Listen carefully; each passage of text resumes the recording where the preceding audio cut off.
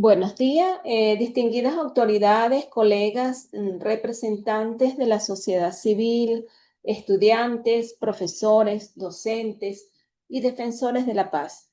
Es un honor dirigirnos a ustedes en esta Cumbre Mundial de la Educación por la Paz, como un espacio fundamental para repensar colectivamente el futuro del agua como un derecho humano y un factor esencial para la paz y la justicia social.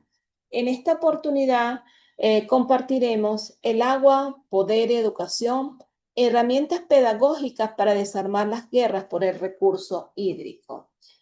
Recordemos que el agua como un derecho y una estrategia, es mucho más que un recurso natural, es un derecho humano, es fundamental, reconocido por la comunidad internacional y esencial para la vida en toda su forma. Es así como la Organización de las Naciones Unidas lo ha reconocido explícitamente como un derecho al agua y saneamiento como esenciales para la realización de todos los derechos humanos. Esto implica que todas las personas tienen derecho al acceso de una manera segura, asequible, accesible y de calidad para satisfacer sus necesidades básicas. Sin embargo, en pleno siglo XXI han emergido un conjunto de factores y agentes como el cambio climático, el crecimiento poblacional, la contaminación y la gestión inadecuada. Es por ello el objetivo de esta ponencia. Es importante resaltar que entre los años 2020 y 2023 se reportaron 543 conflictos a nivel mundial, en lo que el agua se utilizó como un arma, una causa, un objetivo de violencia. Así lo podemos visualizar en el gráfico que está en el lado derecho, donde Asia figura como la primera región donde hay más cantidad de conflictos, seguidas por África, Europa y luego Latinoamérica y el Caribe quedando en el cuarto lugar.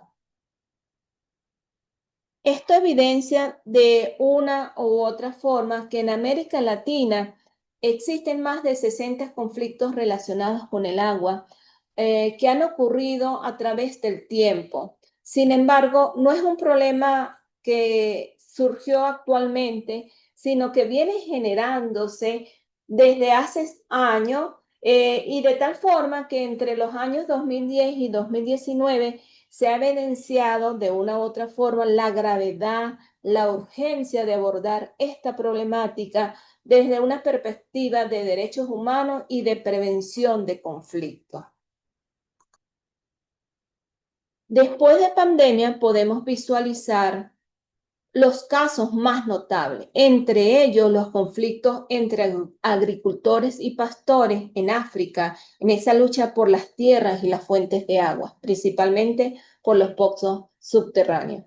Además de los disturbios entre la India e Irán por la escasez de agua y por la misma sequía. Y no siendo menos importante esa violencia que se ha generado en Gaza ha influido notablemente sobre la población. De esta forma, esos conflictos han tenido un impacto de varias categorías, un impacto social, económico, humano, físico y hasta ambiental. Por ejemplo, los ataques rusos a los sistemas energéticos no solamente se quedan en la energía, sino que van un poco más allá atacando los sistemas hídricos ucranianos. Esto incluye la destrucción de presas y embalses, ataques a las mismas tuberías y plantas de tratamiento, como es el caso también de Israel, que ha destruido sistemáticamente pozos de aguas, tanques de almacenamiento y sistema de riesgo palestina. Y finalmente el caso de Irán y Afganistán, que han luchado durante los últimos meses por las aguas del río Helmand. Los conflictos anteriores nos han demostrado que el agua puede ser tanto una fuente de vida como de conflicto, dependiendo cómo se gestione y cómo se garantiza su acceso. Por otro lado, ese estudio de esos conflictos relacionados con el agua se puede ver desde la dimensión internacional, desde las cuencas compartidas, desde la cooperación. Actualmente existen más de 250 cuencas fluviales compartidas por dos o más países, lo que las convierte en potencialidades, focos de tensión o alternativamente en oportunidades para esa cooperación y construcción de paz. La misma Convención de las Naciones Unidas sobre el curso de agua subraya esa importancia de fortalecer acuerdos internacionales y mecanismos de cooperación para la gestión integrada de estos recursos naturales. Otra de las categorías que nos permiten seguir con el estudio son los impactos sociales y económicos de las crisis hídricas. Hay que recalcar que esa crisis de agua no solo amenaza la paz, sino también el desarrollo y la estabilidad económica global. Se estima que para el año 2050 algunas regiones podrían experimentar una disminución del 6% de su PIB debido a la menor disponibilidad o a la calidad del agua dulce, lo que podría contribuir a exacerbar aún más esa migración y al mismo tiempo exacerbar los conflictos sociales. Por otro lado, se estima que para el 2040, uno de cada 4 niños en el mundo podría vivir en zonas de recursos hídricos extremadamente limitados, aumentando así el riesgo de enfermedades, pobreza, violencia, entre otras cosas. Es decir, que si buscamos estrategias para la prevención y resolución de conflictos hídricos, existe un panorama de posible prevención y resolución que requiere enfoques más integrales, multisectoriales y basados en algunos pilares fundamentales. Por ejemplo, el caso de la cooperación internacional, que permitiría fortalecer acuerdos y mecanismos de cooperación entre países que comparten las cuencas hídricas, además de promover la diplomacia del agua como herramienta para la paz y la integración regional. Segundo, estaría la gestión integrada de los recursos hídricos.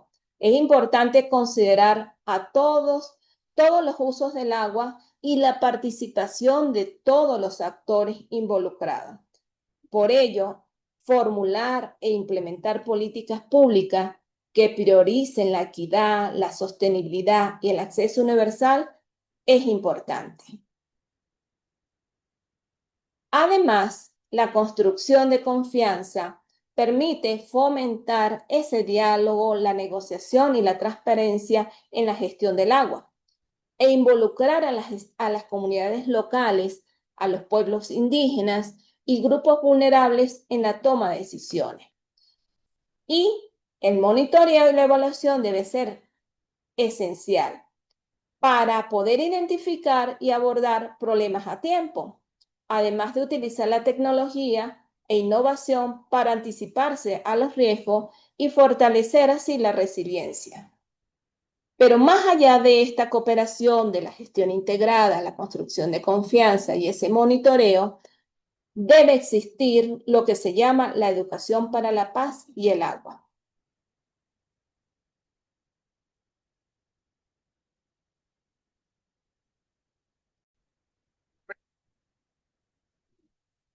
Educar por la paz implica no solo verla como una herramienta poderosa para transformar realidades y construir una cultura de paz en torno al agua, sino además pensarla y verla como un derecho humano y en esa gestión sostenible del agua no solo debe estar presente en el currículo escolar, sino también debe formar parte de la formación permanente. Por otro lado, considerar la formación de docentes, de líderes comunitarios, los tomadores de decisiones, sobre todo en habilidades para la mediación y la resolución pacífica de conflictos hídricos. Y por supuesto, considerar la promoción de campañas de sensibilización que destaquen la importancia del agua como bien común y como un derecho fundamental. En este sentido,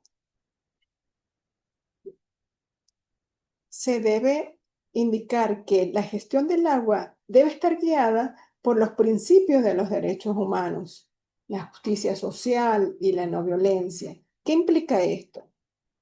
Uno, garantizar el acceso equitativo y seguro al agua para todas las personas sin discriminación.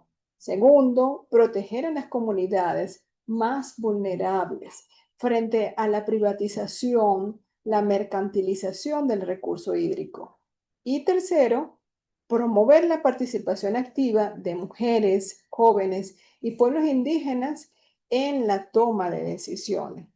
Entonces, es importante no solo la elaboración de políticas y estrategias nacionales, sino también la formación del personal y, por supuesto, la identificación de los actores. Es oportuno considerar herramientas pedagógicas para desarmar los conflictos por el agua. La primera de ellas, la pedagogía del diálogo hídrico intercultural, cuyo objetivo no es más que facilitar los espacios de encuentro entre comunidades en conflicto para co-construir significados compartidos sobre el agua. En segundo lugar, considerar los talleres de cartografía social hídrica, mapear colectivamente cuáles son esas fuentes de agua, sus usos, los conflictos, integrando las visiones indígenas, campesinas y urbanas. También considerar como herramienta el teatro oprimido aplicado al agua. Esto implica representar conflictos hídricos y ensayar soluciones colaborativas mediante el teatro foro. Y considerar, por supuesto, las ruedas de saberes ancestrales, que no es más que ese diálogo con líderes indígenas y campesinos sobre tecnologías tradicionales de gestión del agua. Un ejemplo de ello, pues la cosecha de lluvia. De modo que al hablar de educación para la justicia hídrica, nosotros podemos pensar también en develar las desigualdades estructurales en el acceso del agua y promover acciones colectivas. Y algunas de las herramientas que hemos considerado, el análisis crítico de las huellas hídricas, por ejemplo, calcular el impacto ecológico y social del consumo de agua en diferentes grupos, el juego de roles sobre gobernanza de agua. También simular negociaciones entre actores, es decir, Estado, empresas, comunidades, con base a ese derecho humano al agua.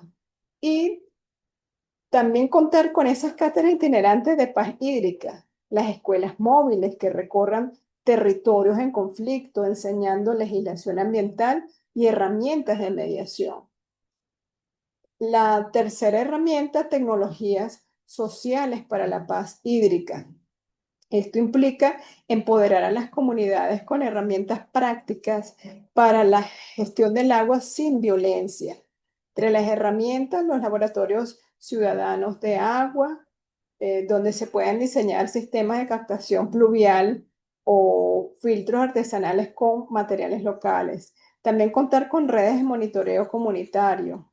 Para ello es importante capacitar en el uso de sensores de calidad de agua y plataformas digitales para denunciar contaminación.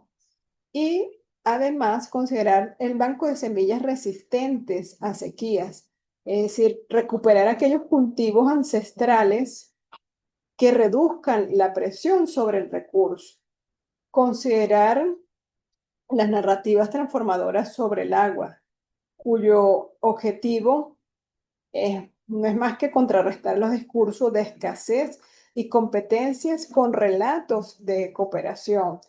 Podemos, en este sentido, pensar en documentales participativos, en radios comunitarias y podcasts, y también una literatura del buen vivir con niños, que incluya, por supuesto, los cuentos que enseñen el agua como un bien común.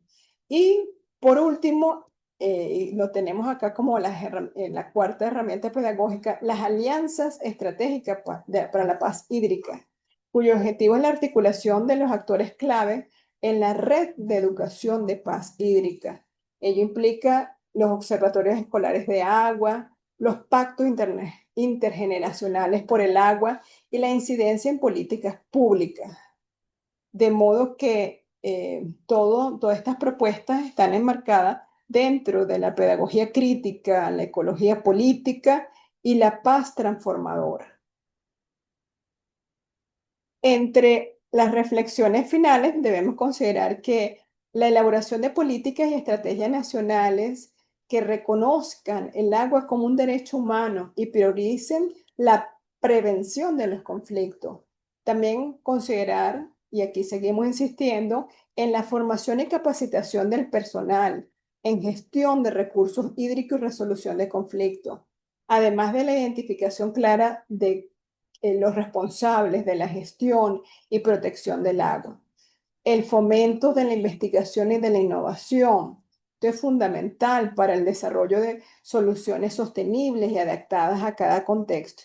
Y, por supuesto, el impulso a la cooperación internacional y la solidaridad global frente a los desafíos compartidos. De modo que el agua es un puente entre pueblos, culturas, generaciones. Su gestión responsable y equitativa es una condición indispensable para la paz, para el desarrollo de la dignidad humana. Entonces, invitamos aquí a los presentes a sumar esfuerzo desde la educación, la cooperación y la defensa de derechos humanos para que el agua siempre sea una fuente de vida, de justicia y de paz y nunca más un motivo de guerra o de exclusión. Muchas gracias.